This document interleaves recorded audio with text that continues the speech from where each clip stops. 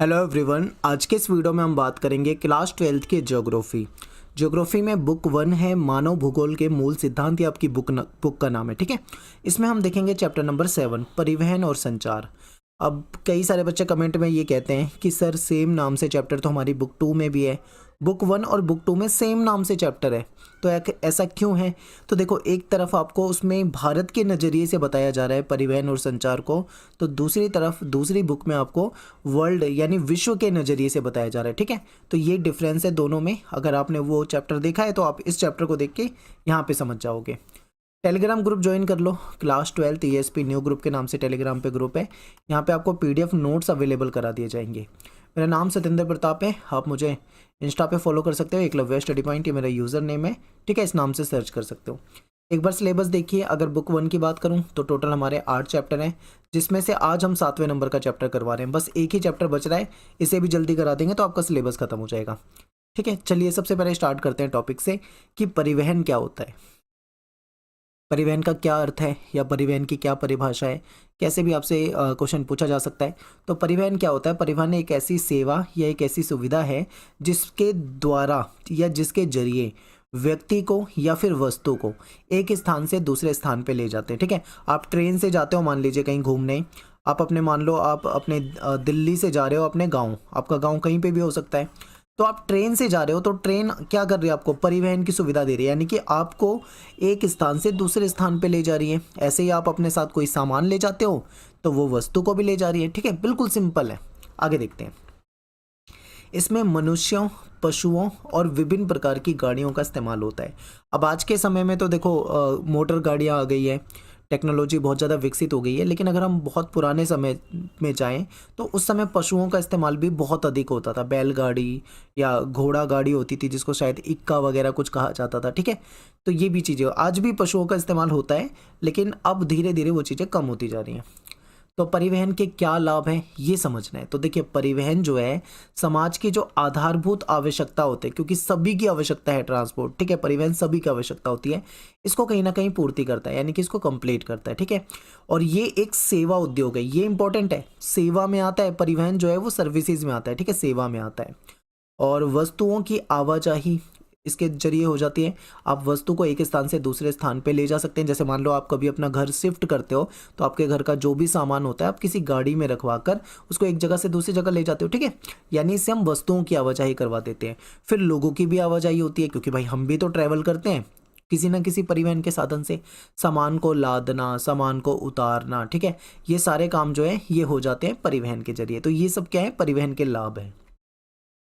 Next बात करते हैं परिवहन जाल। परिवहन जाल का क्या मतलब होता है?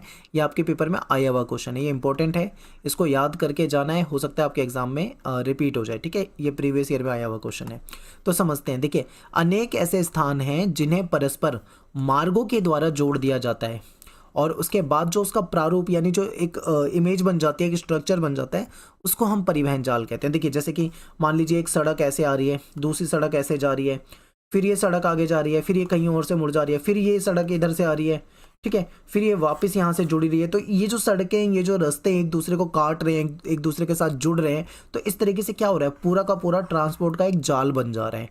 तो इसी को परिवहन जाल कहा जाता है, ठीक है। ये जो प्रारूप आपके सामने बना है, इसको हम परिवहन जाल कहते हैं। अब परिवहन की विधाओं की बात करते हैं, यानी किस तरीके से परिवहन हो सकता है। तो परिवहन की कई विधाएं होती हैं। ये सारी चीज़ें ना आप उस वाली बुक में भी पढ़ चुके हो, तो आपके वो ये सारी बेसिक बातें आसान लग रही होंगी। तो परिवहन की विधाएं जैसे स्थल में भी हो सकती है, ठीक है, सड़क मार्ग या फिर अन्य रास्तों के द्वारा। जल से भी हो सकता है, आप देखते हो नदियों में नाव के जरिए, ठीक है, आप जा सकते हैं। वायु के जरिए, जैसे आप वायुयान में हवाई जहाज एरोप्लेन में जा सकते हैं। पाइपलाइन के जरिए भी ट्रांसपोर्ट हो जाता है, जैसे कोई लिक्विड चीज़ है या कोई गैस है, तो उसको पाइपलाइन के जरिए एक जगह से दूसरी जगह पे पहुंचा दिया जाता है ना। आगे देखते हैं। कम दूरी और एक घर से दूसरे घर की सेवाएं प्रदान करने में सड़क परिवहन जो होता है वो सबसे बेहतरीन होता है और सबसे तीव्र माध्यम होता है। देखो, अगर डोर टू डोर जाना है तो सड़क परिवहन ही आपको मिलेगा। एग्जाम्पल समझिए, आप मान लीजिए अपने घर से निकलते हैं, अपने दोस्त के घर जाते हैं, तो आप कैसे जाते होंगे? सोचो, आप सड़क मार्ग से ही जाते होंगे, ठीक है, क्योंकि आप डोर टू डोर जाओगे तो सड़क मार्ग ही हो सकता है उसके लिए। तो ये इंपॉर्टेंट है, याद रखना है। फिर किसी देश के भीतर विभिन्न पदार्थों को, जो सामान होता है, वस्तु होती है, उसको लंबी दूरी तक परिवहन करने के लिए रेल जो होती है वो ज़्यादा अनुकूल मानी जाती है, क्योंकि जो रेल होती है ना, लंबी दूरी के लिए, याद रखिए, लंबी दूरी के लिए रेल बेस्ट होती है। और उच्च मूल्य वाली जो चीज़ें हैं, जो मतलब कीमती चीज़ें हैं, या जो नासवान वस्तु, यानी जो बहुत जल्दी ख़राब हो जाती है, उसकी मतलब एक्सपायरी हो जाती है, उसकी वैलिडिटी ख़त्म हो जाती है, जो बहुत कम समय तक ही चल पाती है, तो ऐसी चीज़ों को वायु मार्ग के द्वारा ले जाना बेस्ट माना जाता है। ठीक है, तो ये आपको पता होना चाहिए, सारी चीज़ें बहुत सिंपल है। आगे चलते हैं, अब बात कर लेते हैं यहाँ पे हम थोड़ा सा सड़क परिवहन की। सड़कें आप सभी ने देखी हैं, आप सभी लोग सड़कों का इस्तेमाल करते हैं। ठीक है, सड़कों से जाते हैं कहीं पे, तो सड़क परिवहन को समझते हैं। तो अधिकांश वस्तु एवं सेवाओं का जो संचलन है वो स्थल पर होता है, यानी स्थल मार्ग के द्वारा होता है। ठीक है, आरंभिक दिनों में जो मानव थे वो खुद ही वाहक हुआ करते थे, एक समय था, आपने देखा होगा। अभी तो आपके समय में नहीं होता, आज से 50 साल पहले, 40 साल पहले, 60 साल पीछे जाते हैं, तो दुल्हन को जब विदाई होती थी ना घर से, जो मतलब जब लड़की की शादी होती है, तो दुल्हन को जब विदा किया जाता था तो गाड़ियों में नहीं ले जाते थे। आज के समय में तो गाड़ियों में ले जाते हैं, उस समय में डोली होती थी, जिसको पालकी भी कहा जाता है। तो डोली कुछ इस तरीके की होती थी, जैसा आप यहाँ पे देख पा रहे हैं। इसमें देखो, ये 4 व्यक्ति इसको अपने कंधे पे उठाते हैं, फिर ले जाते हैं, बीच में दुल्हन बैठी होती है, इस तरीके से होता था। तो शुरू में क्या होता था, ये व्यक्ति खुद ही मतलब वाहक होते थे, वो खुद ही चीज़ों को ले जाते थे। फिर बाद के वर्षों में पशुओं का उपयोग बोझा ढोने के लिए किया जाने लगा। जैसा कि आप देख पा रहे हैं इस इमेज में, पशु के द्वारा जो सामान है उसको लादा जा रहा है, उसको एक जगह से दूसरी जगह पे ले जाया जा रहा है। तो इसमें जो खच्चर होते हैं, जो घोड़े होते हैं, या फिर ऊंट के द्वारा, ठीक है, ग्रामीण क्षेत्रों में सामान को ढोया जाता था। तो इस तरीके से धीरे धीरे क्या था, परिवहन का विकास हुआ है। फिर पहिए का आविष्कार हो जाता है। अब जब पहिए का आविष्कार हुआ तो कुछ इस प्रकार की बैलगाड़ियाँ वगैरह आने लगी, फिर घोड़ा गाड़ी बनाई गई। तो इसमें क्या था, इसमें सामान को ले जाना थोड़ा और आसान हो गया और महत्वपूर्ण हो गया। फिर परिवहन के क्षेत्र में क्रांति आती है 18वीं शताब्दी में। इस समय क्या होता है, आविष्कार हो जाता है भाप के इंजन का, और जैसे ही भाप के इंजन का आविष्कार हो जाता है तो रेलवे ट्रैक बिछाए जाते हैं, उस ट्रैक पे यानी पटरियों पे रेल चलाई जाती है। ठीक है, तो जो सबसे पहले सार्वजनिक रेल मार्ग जो बनाया गया था वो 1825 में, जो इंग्लैंड है, यहाँ का जो स्कॉटकन है और डर्लिंगटन है, इन स्थानों को जोड़ने के लिए बनाया गया था। यहाँ पे रेल चलाई गई थी। ठीक है, उसके बाद यहाँ पे रेल चलाई गई थी। तो ये क्या था, ये मतलब एक तीव्र साधन भी है, ये सस्ता भी पड़ता है, क्योंकि देखो वन टाइम कॉस्ट देखें तो कॉस्ट बहुत आती है, क्योंकि रेलवे ट्रैक बिछाना है, रेलवे और सारा सामान लाना है, ठीक है, संसाधन चाहिए, तो वो महंगा है। लेकिन लॉन्ग टर्म में देखें तो ये सस्ता पड़ता है, क्योंकि ये तीव्र साधन है। अगर तेज़ी से दूर तक जाना है तो रेलवे जो होती है वो बेस्ट होती है। आगे चलते हैं, रेल मार्गों ने, अब देखो यहाँ पे हम वर्ल्ड के नज़रिए से, यानी विश्व के नज़रिए से पढ़ रहे हैं परिवहन को। दूसरी बुक में हमने भारत के नज़रिए से पढ़ा था, तो यही डिफरेंस है, दोनों में समझना है आपको। देखो, रेल मार्गों ने संयुक्त राज्य अमेरिका यानी यूएसए के जो आंतरिक महाद्वीपीय क्षेत्र हैं उसको कहीं ना कहीं जोड़ा है। ठीक है, उसमें वाणिज्यिक, अन्न, कृषि, खनन और विनिर्माण के जो क्षेत्र थे उसके लिए खोल दिया, क्योंकि उन क्षेत्रों को इसने क्या कर दिया, रेलवे ने जोड़ दिया, तो कहीं ना कहीं वहाँ पे लाभ होने लगा। फिर अंतर्दहन इंजन के आविष्कार ने सड़कों की गुणवत्ता और उन पर चलने वाले जो वाहन थे, जैसे कार हो गए, ट्रक हो गए, इसके संदर्भ में सड़क परिवहन में क्रांति ला दी। अब रेलवे में हमने समझा कि रेलवे आई तो कैसे मतलब क्रांति आ गई, लंबी दूरी की यात्रा या फिर सामान को ढोने के लिए कितनी आसानी हो गई, ये हमने समझा। लेकिन जब अंतर्दहन, जब मतलब आप ये लगा लो मोटर गाड़ी वाले जो इंजन होते हैं, ठीक है, मोटर इंजन, जैसे कार जिससे चलती है, ट्रक चलता है या फिर अन्य गाड़ियाँ चलती हैं, जब इंजन का आविष्कार हो जाता है तो सड़क मार्ग में भी आप देखोगे तो यहाँ पे भी क्रांति आ जाती है, तो दोनों ही बेस्ट हो जाता है। ठीक है, दोनों जगह। फिर स्थल परिवहन के अंतर्गत नवीनतम विकास के रूप में पाइपलाइन को भी देखा जाता है। ठीक है, पाइपलाइन जो है ये भी इंपॉर्टेंट है। जो लिक्विड चीज़ें होती हैं, तरल होती है, जैसे मान लो दूध पहुंचाना है, ठीक है, या पानी पहुंचानी है, या फिर और कोई लिक्विड चीज़ है, उसको पहुंचाने के लिए ये जो पाइपलाइंस होती है, ठीक है, इसका इस्तेमाल किया जाता है। तो और एक इम्पॉर्टेंट चीज़ ये भी है कि नाली का पानी, जो कचरा वगैरह होता है, ये सब इसके ज़रिए निकाल दिया जाता है। ठीक है, पाइपलाइन के ज़रिए।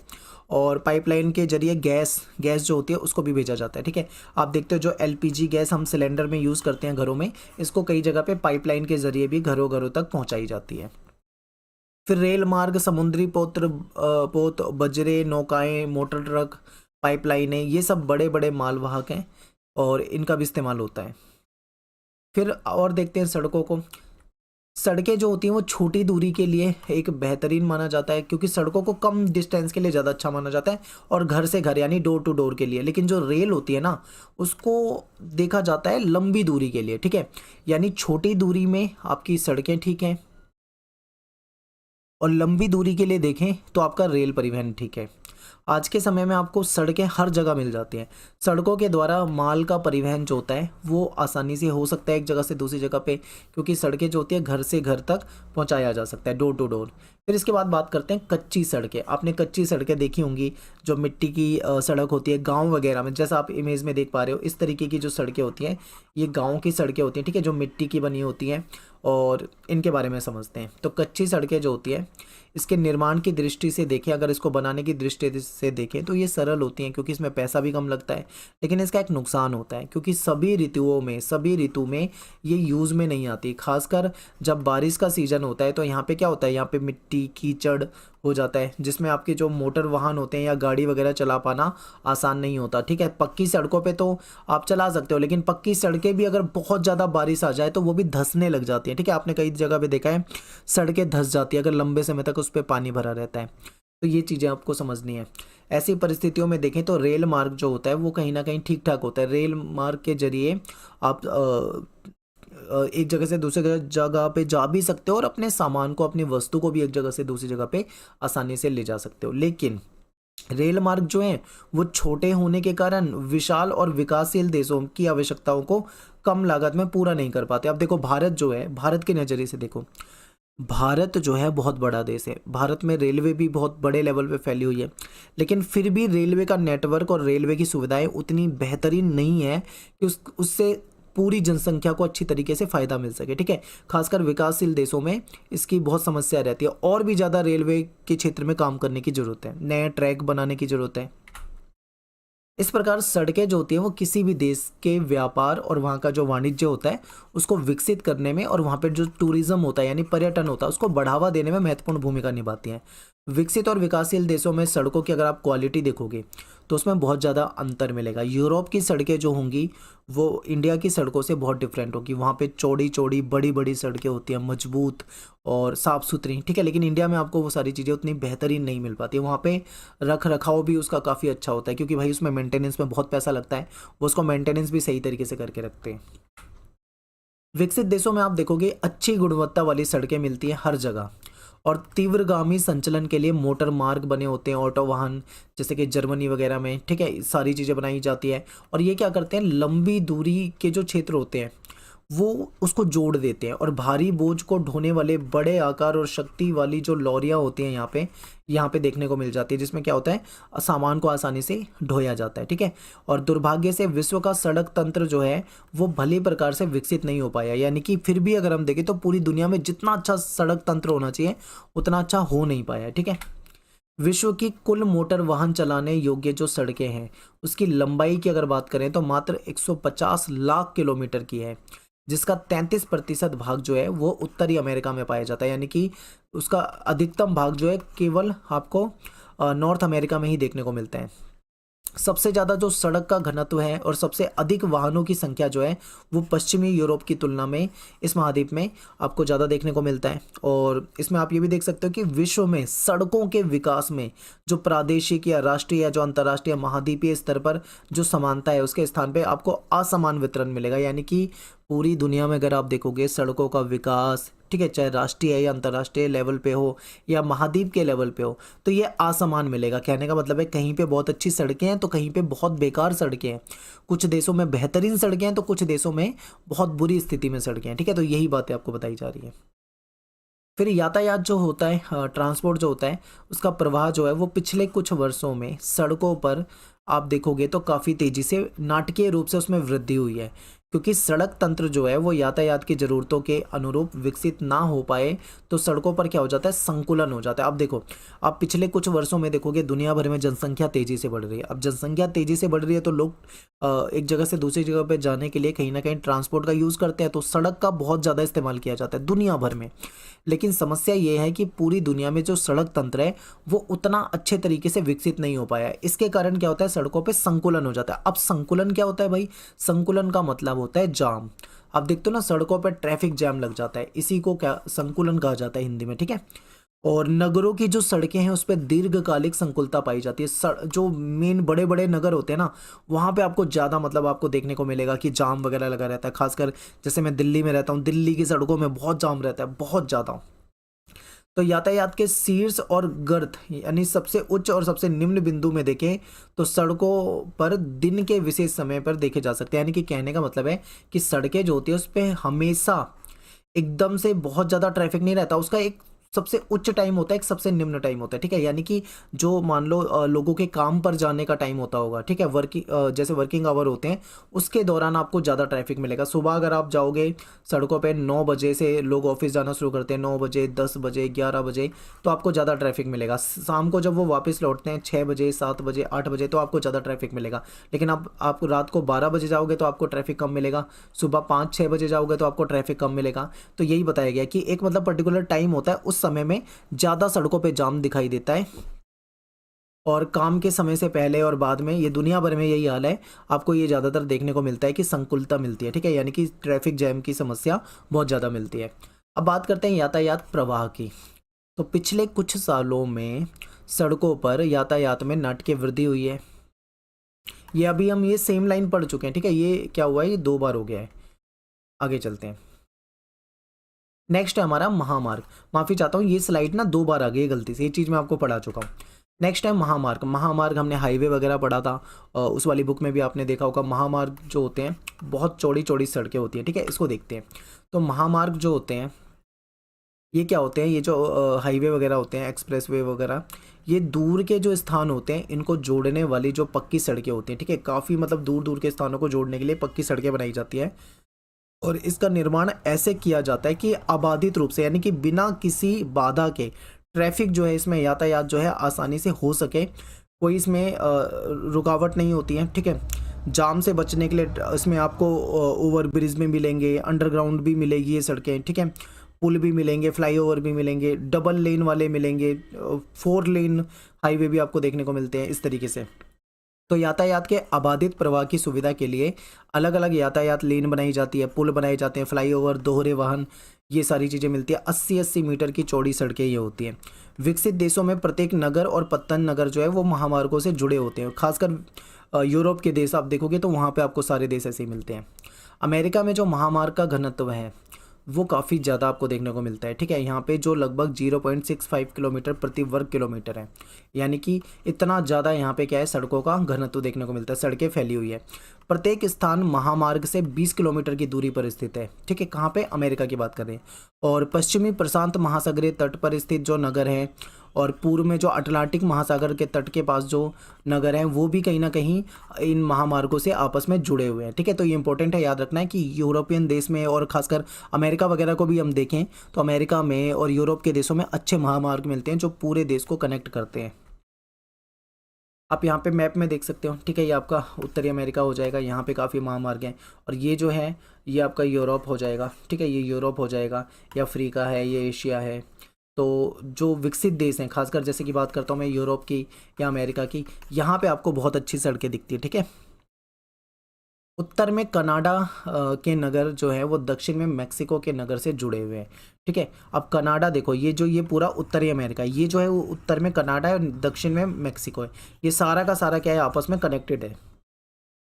तो अब आगे बात करते हैं ट्रांस कनेडियन महामार्ग, जो पश्चिमी तट पर स्थित है और ब्रिटिश का जो कोलंबिया प्रांत के जो वैंकूवर स्थान है, इसको पूर्वी तट में जो न्यू फाउंडलैंड जो प्रांत है इनको आपस में जोड़ता है। और अलास्का राजमार्ग कनाडा एडमंटन को अलास्का के एकॉर्जन से जोड़ता है। तो ये क्या है, अलग अलग ये जो ट्रांस कनेडियन जो महामार्ग है ये किस तरीके से जोड़ते हैं इसके बारे में यहाँ पे बता रखा है, ठीक है।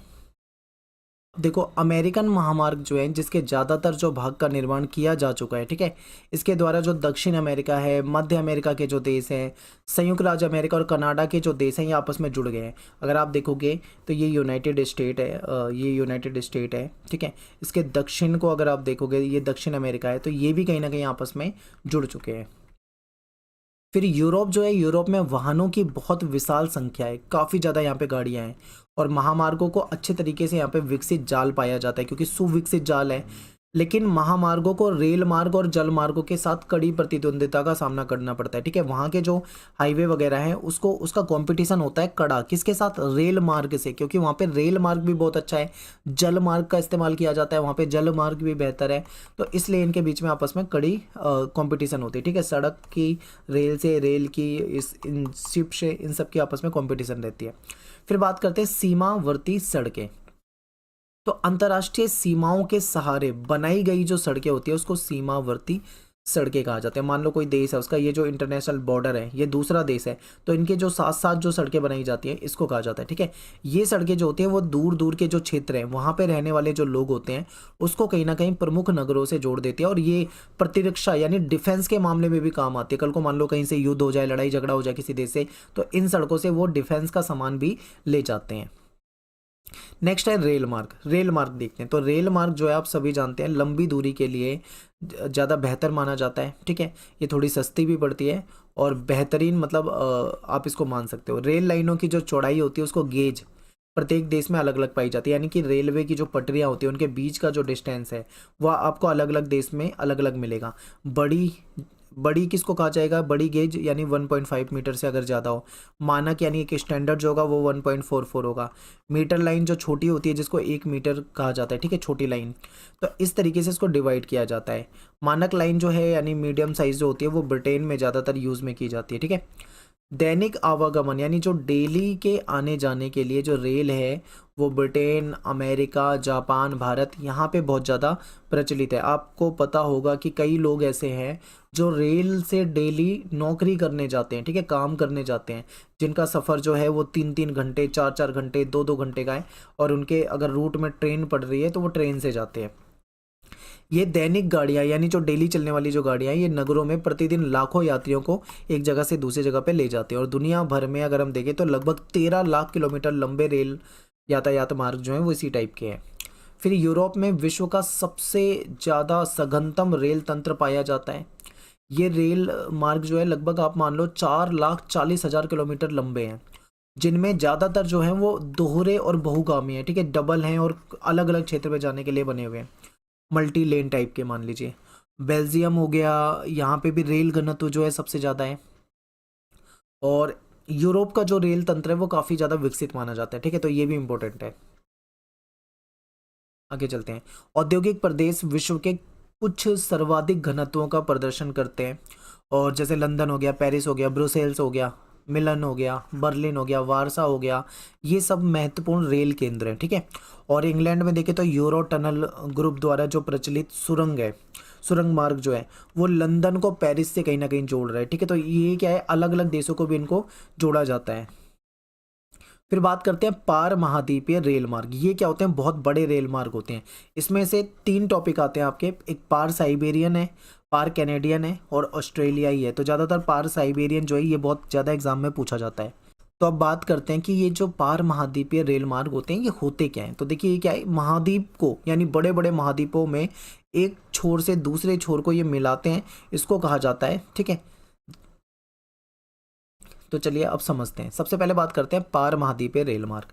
पार महाद्वीपीय रेल मार्ग जो है वो पूरे महाद्वीप से गुजरते हैं। ठीक है, मान लीजिए कोई महाद्वीप है, इसमें बहुत सारे देश हैं, तो एक छोर से दूसरे छोर पे ये गुजरते हैं, इसके दोनों छोरों को आपस में जोड़ते हैं। इसका जो निर्माण है और आर्थिक और राजनीतिक कारणों से विभिन्न दिशाओं में लंबी यात्रा की सुविधा कहीं ना कहीं प्रदान करता है। आप सोचो इतने लंबे रेल मार्ग हैं, तो लंबी यात्राओं के लिए तो कहीं ना कहीं बेहतरीन है ही ये। अब बात करते हैं पार साइबेरियन रेल मार्ग, ये इंपॉर्टेंट है। तो देखिए ये रूस का ये प्रमुख रेल मार्ग है। पश्चिम में देखें तो सेंट पीटर्सबर्ग से होते हुए ये पूर्व में प्रशांत महासागर तट पर जो व्लादिवोस्टॉक है, ठीक है, यहाँ तक, फिर मॉस्को, कजान, ट्यूमिन और नोवोसिकिर्स्क, खबरोवस्क होते हुए जाता है। ये सारे रशियन लैंग्वेज के नेम हैं, तो आपको याद रखने में थोड़ी दिक्कत होगी। मैं इसको आपको मैप में दिखाता हूँ। देखो सेंट पीटर्सबर्ग है, यहाँ से चलता है, मॉस्को में जाता है, कजान में जाता है, फिर ट्यूमिस, ओमस्क और नोवोसिबिर्स्क, ठीक है, ये थोड़े नाम हैं, चिता वगैरह, इन सब से होते हुए ये जो व्लादिवोस्टॉक है यहाँ पे ये ख़त्म होता है। तो इस तरीके से ये इसका स्टार्टिंग पॉइंट है और ये इसका एंडिंग पॉइंट है। ठीक है, आप इस तरीके से देख सकते हो। तो कितना लंबा ये रेल मार्ग है। तो इसी को कहा जाता है पार साइबेरियन रेल मार्ग। ये एशिया का सबसे ज़्यादा इम्पोर्टेंट और दुनिया का सबसे लंबा, ठीक है, दोहरे पथ से युक्त विद्युतीकृत यानी बिजली से बिजली यहाँ पे सारी है, ठीक है, और पार महाद्वीपीय रेल मार्ग है ये। इसने अपने एशियाई प्रदेश को पश्चिमी यूरोपीय बाजारों से जोड़ा है। फिर इसके बाद आ जाता है दूसरा पार कैनेडियन, ठीक है। अब कनाडा की बात चल रही है, तो कनाडा की ये 7050 किलोमीटर लंबी रेल लाइन पूर्व में हैलीफैक्स से शुरू होती है, फिर मॉन्ट्रियल जाती है, ओटावा जाती है, विनीपेग जाती है, कलगैरी जाती है, धीरे धीरे करते करते पश्चिम में प्रशांत तट पर स्थित जो वैंकूवर है यहाँ तक जाती है, ठीक है। तो इसको अगर मैं इमेज में देखूँ तो आप यहाँ पे देखोगे, देखिए ये यहाँ पे जो हैलीफैक्स है यहाँ से शुरू होते हुए क्यूबेक, मॉन्ट्रियल और ये ओटावा, कडबरी, इस तरीके से चलते चलते चलते चलते यहाँ वैंकूवर तक जा रही है। तो इस तरीके से ये पूरे इस क्षेत्र को जोड़ देती है, ठीक है, इंपॉर्टेंट है। इस प्रकार इन प्रदेशों में से प्रत्येक दूसरे का संपूरक ये बन चुकी है। कहीं ना कहीं आप ये देखो, ये ऐसे लंबे रेल मार्ग हैं दुनिया भर में जो सर्वाधिक महत्वपूर्ण हैं, ठीक है।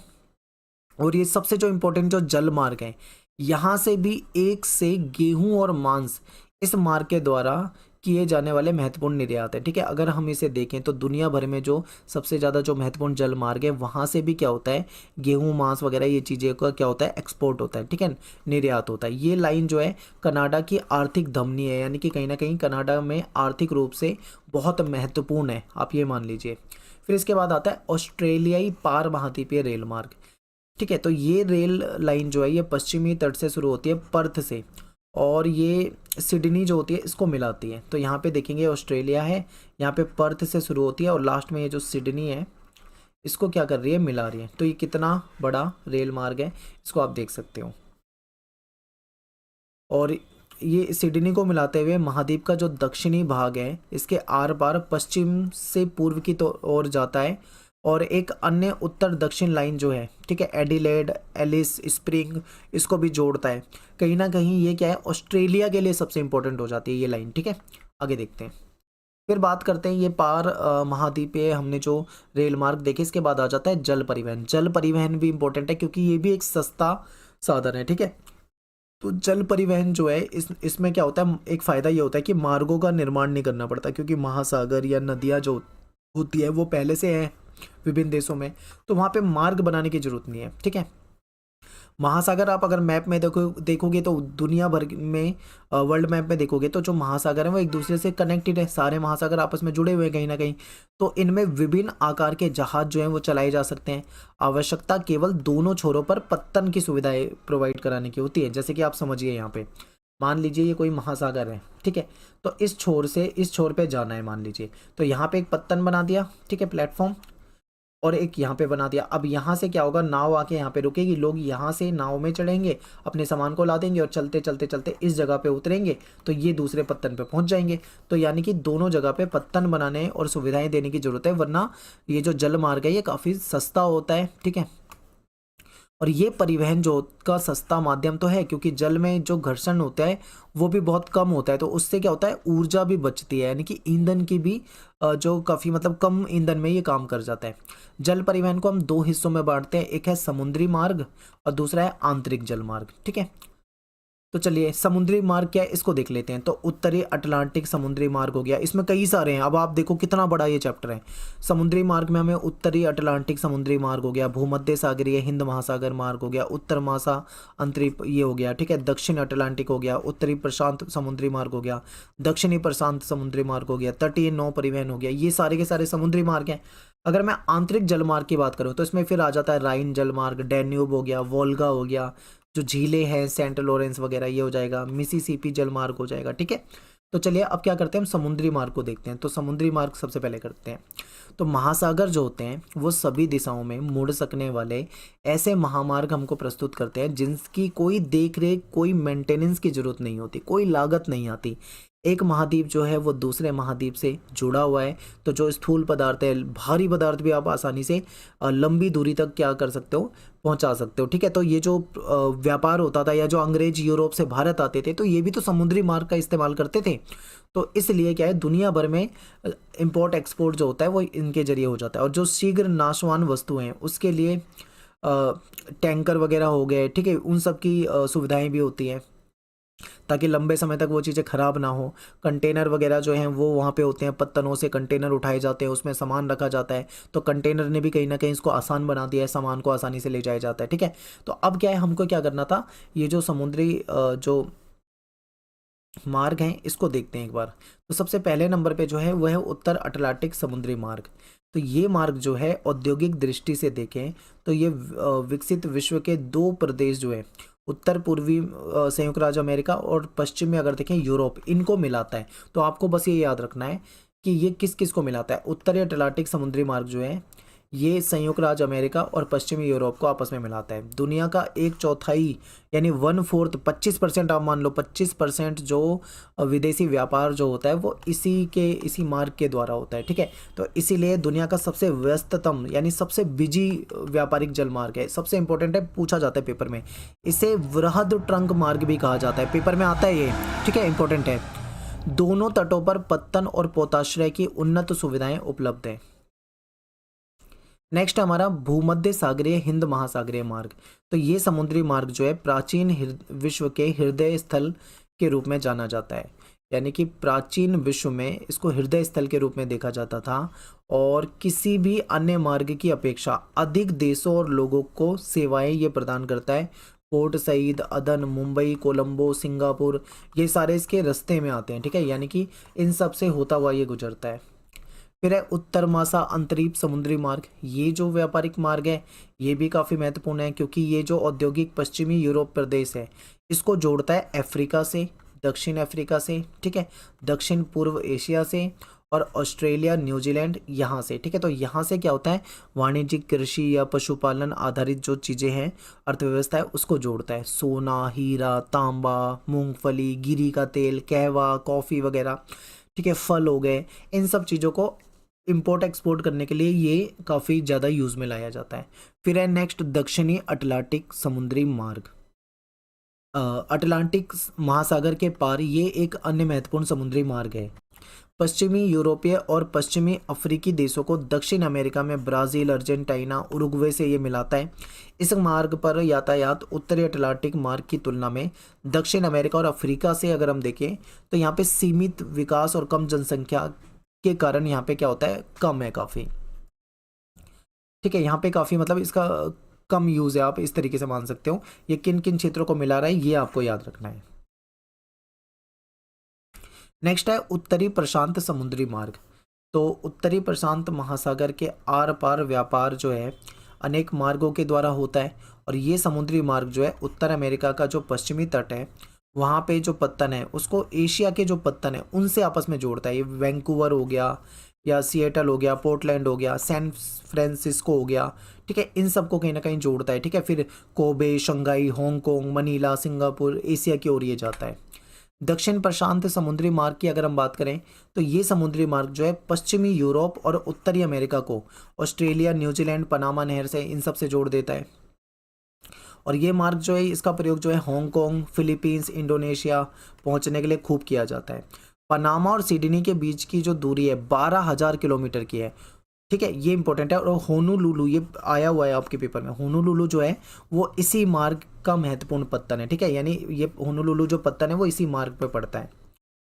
तटीय नौ परिवहन, लंबी तट रेखा वाले देशों में इसका इस्तेमाल किया जाता है। अब नौ परिवहन में क्या है, स्वेज नहर, पनामा, ये भी आ जाती है। आगे हम वो जो क्षेत्रीय जो थे उसको भी पढ़ेंगे, लेकिन ये दो टॉपिक ऐसे हैं जहाँ से आपके पेपर में क्वेश्चन आते हैं।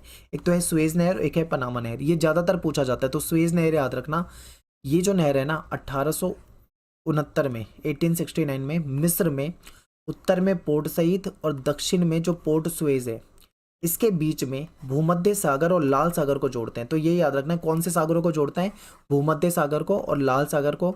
1869 में इसका निर्माण हुआ था, ठीक है, ये इंपॉर्टेंट है। ये जो स्वेज नहर है ये यूरोप को हिंद महासागर में एक नया रास्ता दे देती है। इससे क्या होता है, यूरोप को फ़ायदा हो जाता है, ठीक है, व्यापार वगैरह में। लिवरपूल, कोलंबो, इसके बीच में डायरेक्ट समुद्री मार्ग की दूरी जो है इसकी वजह से कहीं ना कहीं कम हो गई है, ठीक है, इंपॉर्टेंट है। फिर स्वेज नहर को आप देखोगे कुछ इस तरीके से, आपको ये मैप में दिखेगा। पेपर में ना ये मैप भी दे देते हैं, आपके मैप देके इससे रिलेटेड क्वेश्चन पूछ लेते हैं।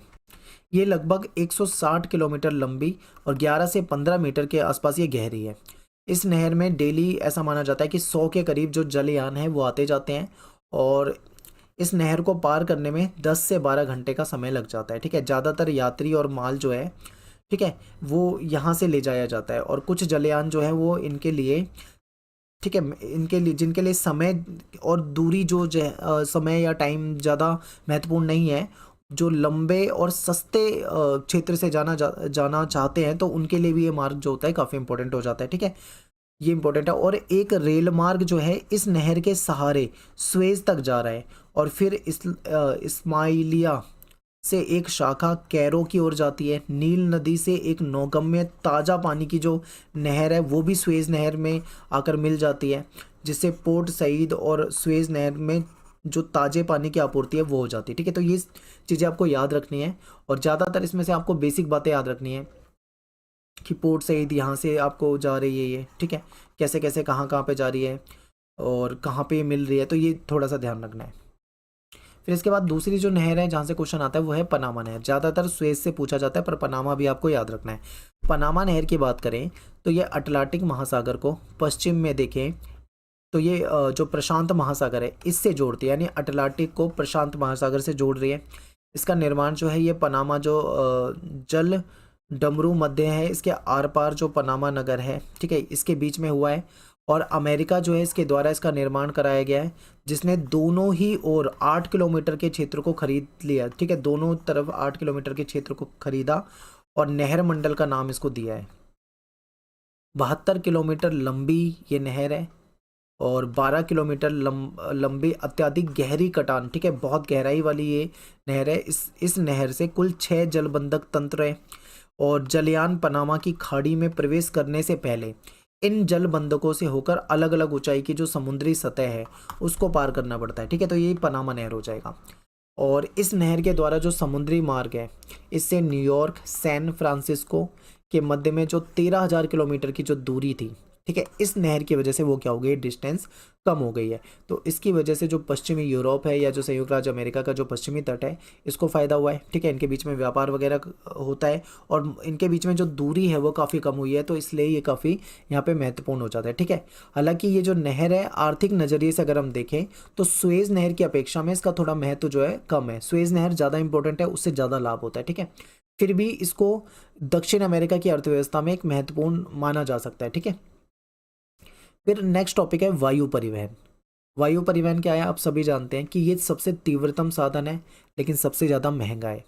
अब तीव्र होने के कारण लंबी दूरी की यात्रा करनी हो तो इसको वरीयता दी जाती है, ठीक है। और वायुयान जो है, वायुयान का जो निर्माण किया जाता है, ठीक है, चाहे एरोप्लेन बनाना हो, और उसकी कार्यप्रणाली के लिए आपको बिल्कुल विकसित सुविधाएं देनी पड़ती है। एयरपोर्ट बनाने पड़ेंगे, ठीक है, विमानशाला बनानी पड़ेगी जहाँ विमान वगैरह खड़े किए जाएं, और भूमि पे उतारने के लिए रनवे वगैरह बनाए जाते हैं। ईंधन और मेंटेनेंस के लिए सुविधा देनी पड़ती है। हवाई पत्तन, एयरपोर्ट वगैरह का निर्माण करना पड़ता है। तो ये सारा बहुत खर्चीला है, इसीलिए जो हवाई जहाज़ की यात्रा है ये काफ़ी महंगी होती है, ठीक है। आज के समय में देखें तो दुनिया में कोई भी ऐसा स्थान नहीं है जो 35 घंटे से अधिक दूरी पे हो, क्योंकि विमान की वजह से ये पॉसिबल हो पाया है, ठीक है, एरोप्लेन की वजह से, क्योंकि सबसे तेज साधन होता है ये। और दुनिया भर में बहुत सारे क्षेत्र जो हैं वो सारे के सारे इससे जुड़े हुए हैं। खासकर अगर हम बात करते हैं अमेरिका की, ब्रिटेन की, ठीक है, यूरोपियन कंट्री की, तो वहाँ पे बहुत सारी एयरलाइंस वगैरह जो हैं वो चलाई जाती हैं, ठीक है, दुनिया भर में। आज 250 से भी ज़्यादा वाणिज्यिक एयरलाइंस जो है वो दुनिया भर के भागों में अपनी सेवाएं जो हैं वो दे रही हैं। फिर इसके बाद बात करते हैं अंतर महाद्वीपीय वायु मार्ग। ये क्या है, इसको देखते हैं। पूर्वी संयुक्त राज्य अमेरिका, पश्चिमी यूरोप, दक्षिणी पूर्व एशिया, यहाँ के जो वायु मार्ग हैं ये काफ़ी सघन जाल है इनका, क्या होता है कि दुनिया के जो कुल वायुयान है उसमें 60% भाग जो है उसका प्रयोग केवल अकेला करता है अमेरिका, यूएस से सबसे ज़्यादा यूज़ किया करता है, ठीक है। फिर अफ्रीका हो गया, रूस हो गया, एशिया हो गया या दक्षिण अमेरिका हो गया, यहाँ पे ये चीज़ें कम मिलती हैं आपको, ठीक है। जितनी अमेरिका में मिलेगी उसके मुकाबले बाकी जगह पे आपको ये सुविधाएं कम मिलती हैं। एक टॉपिक है आपका यहाँ पे पाइपलाइन। पाइपलाइन से क्वेश्चन आ जाता है। पाइपलाइन आप जानते हैं कि जल हो गया, पेट्रोलियम हो गया, प्राकृतिक गैस हो गई, लिक्विड चीज़ें हो गई, इसको ले जाने के लिए सबसे बेहतरीन माना जाता है, ठीक है। और आप सभी जानते हैं पाइपलाइन के बारे में आपने पढ़ रखा है। कई जगह पे जो रसोई गैस होती है, एलपीजी गैस होती है, वो भी पाइपलाइन के द्वारा ले जाई जाती है। न्यूजीलैंड के फार्मों में जो फैक्ट्री तक दूध ले जाया जाता है वो दूध भी पाइपलाइन के द्वारा भेजा जाता है, ठीक है। अमेरिका वगैरह में, अन्य क्षेत्रों में इसका खूब यूज़ किया जाता है। अमेरिका में इसका बहुत सघन जाल है क्योंकि ज़्यादातर चीज़ें जो है अमेरिका में पाइपलाइन के जरिए पहुंचा दी जाती है। बिग इंच, ये इंपॉर्टेंट है, याद रखना। बिग इंच ऐसी एक प्रसिद्ध पाइपलाइन है जो मैक्सिको की खाड़ी में स्थित जो तेल के कुएं हैं वहां से उत्तर पूर्वी राज्यों में तेल ले जाती है, यानी तेल ले जाने के लिए भी इसका इस्तेमाल किया जाता है। बिग इंच याद रखना, नाम हो सकता है पेपर में आ जाए। फिर अगला टॉपिक है संचार, कम्युनिकेशन। तो लंबी दूरी के संचार के लिए मनुष्य ने आज के समय में कई सारी विधियों का आविष्कार कर रखा है, ठीक है। टेलीग्राफ का इस्तेमाल करते थे लोग, टेलीफोन का करते हैं। टेलीग्राफ जो है अगर हम देखें तो पश्चिम में अमेरिका के उपनिवेशवाद का साधन बना था। जब अमेरिका के समय में देखें तो बहुत ज़्यादा इसका इस्तेमाल किया जाता था। और आरंभिक और मध्य 20वीं शताब्दी के दौरान भी अमेरिकी टेलीग्राफ और टेलीफोन जो है, ये जो कंपनियां होती थी, इसमें सबसे ज़्यादा जो दबदबा रहता था, इस उद्योग में सबसे ज़्यादा दबदबा जो रहता था वो अमेरिका का होता था, ठीक है। आज दुनिया भर में बहुत तेज़ी से, अद्भुत गति से ये विकास कर रहा है और आज के समय में नई टेक्नोलॉजी आती जा रही है। ऑप्टिकल फाइबर तारों से इसका यूज़ किया जाता है। बढ़ती कॉम्पिटिशन में अगर हम देखें तो दुनिया भर में बहुत सारी कंपनियां हैं जिन्होंने ऑप्टिकल तारों को बिछाना शुरू कर दिया है, ठीक है। नई नई प्रणालियाँ आनी शुरू हो गई हैं।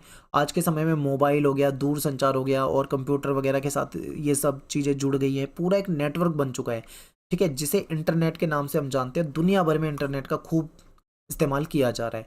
फिर है नेक्स्ट टॉपिक उपग्रह संचार। उपग्रह आप जानते हैं कि आज पूरी दुनिया इंटरनेट से जुड़ चुकी है, ठीक है। आज इंटरनेट पृथ्वी पर सबसे बड़े विद्युतीय जाल के रूप में 100 से ज़्यादा देशों में लगभग 1000 करोड़ लोगों को जोड़ रहा है। आज आप यहाँ बैठे बैठे इंडिया में अमेरिका के व्यक्ति से बात कर सकते हो, दुनिया में किसी भी व्यक्ति से बात कर सकते हो, ठीक है, इंटरनेट के जरिए अगर आप जुड़े हुए हो तो। इंटरनेट जो है अमेरिका की देन है। अमेरिका इसका इस्तेमाल करता था, अमेरिका में इसकी खोज शुरुआत हुई थी और ये सैन्य कारणों से इसका इस्तेमाल करते थे, लेकिन बाद में ये टेक्नोलॉजी पूरी दुनिया में फैली और आज इसका इस्तेमाल हर जगह किया जाता है, ठीक है। इंटरनेट की वजह से तकनीकी क्षेत्र में देखें, संचार के रूप में देखें तो एक मतलब क्रांति ला दी है। कहाँ कभी एक समय होता था जब लोग चिट्ठियाँ लिखा करते थे, ठीक है, तब जाके संदेश कितने दिनों में पहुँचता था, लेकिन जब से ये उपग्रह संचार प्रणाली, इंटरनेट वगैरह ये सब आ गया है, आसानी से सेकंडों में अपना कम्युनिकेशन दुनिया में किसी भी व्यक्ति से कर सकते हैं।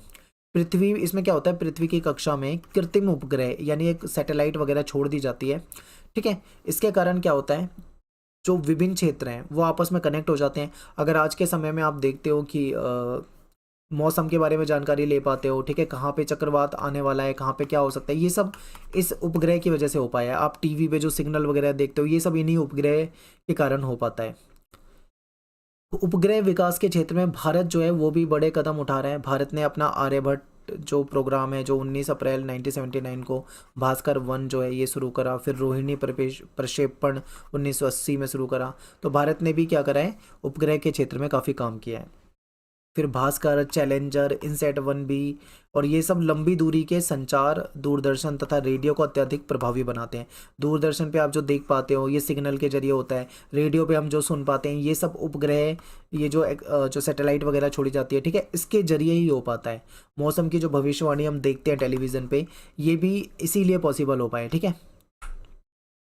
नेक्स्ट टॉपिक है आपका साइबर स्पेस इंटरनेट। इंटरनेट तो हम जान ही चुके हैं कि साइबर स्पेस विद्युत द्वारा कंप्यूटरीकृत स्पेस का एक संसार है, यानी पूरी दुनिया एक इंटरनेट वाली दुनिया से जुड़ चुकी है, जिसको WWW, ठीक है, यानी वर्ल्ड वाइड वेबसाइट, वेब, जिसको वेब भी कहते हैं शॉर्ट में, जैसे इंटरनेट के द्वारा आज के समय में जुड़ी हुई है। सरल शब्दों में अगर हम बात करें तो इसमें क्या होता है, देखो, हो सकता है ये लैंग्वेज थोड़ी टफ हो, आपको ना समझ में आए, आसान भाषा में समझाता हूँ। इसमें क्या होता है कि एक व्यक्ति होता है संदेश भेजने वाला, एक व्यक्ति होता है संदेश प्राप्त करने वाला।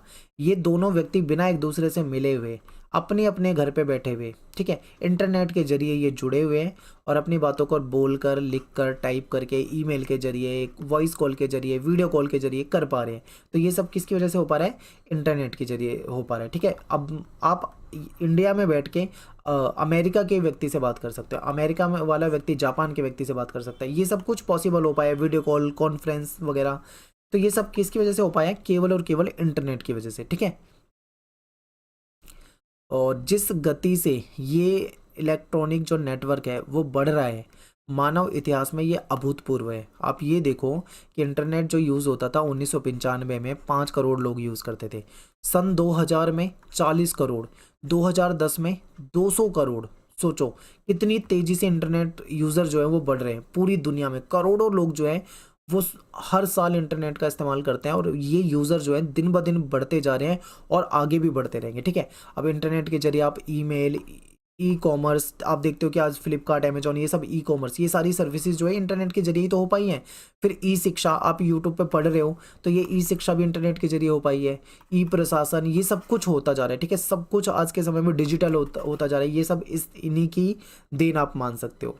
जैसे जैसे तकनीकी विकास हो रहा है, सुरक्षात्मक दृष्टिकोण से भी अगर हम देखें तो कई तरह के जो प्रतिबंध हैं वो भी समाप्त किए जा रहे हैं, ठीक है। आज के समय में जो बहुत सारी कंपनियां हैं या जो इंस्टीट्यूट है एजुकेशनल, ठीक है, ये सब क्या है, इन सूचनाओं का कहीं ना कहीं इस्तेमाल करते हैं। सैनिक, असैनिक क्षेत्रों में भी इसका इस्तेमाल किया जा रहा है। दुनिया भर में इसका इस्तेमाल खूब हो रहा है। तो यहाँ पे अपना ये चैप्टर ख़त्म हो जाता है। बहुत बड़ा चैप्टर था, लेकिन आई थिंक आपको समझ में आया होगा, ठीक है। थोड़ी जल्दी जल्दी में समझाने की कोशिश की है क्योंकि टाइम कम है और लास्ट चैप्टर है वो भी जल्दी कराना है। तो मिलते हैं आपसे नेक्स्ट वीडियो में। Thanks for watching. जय हिंद, जय भारत।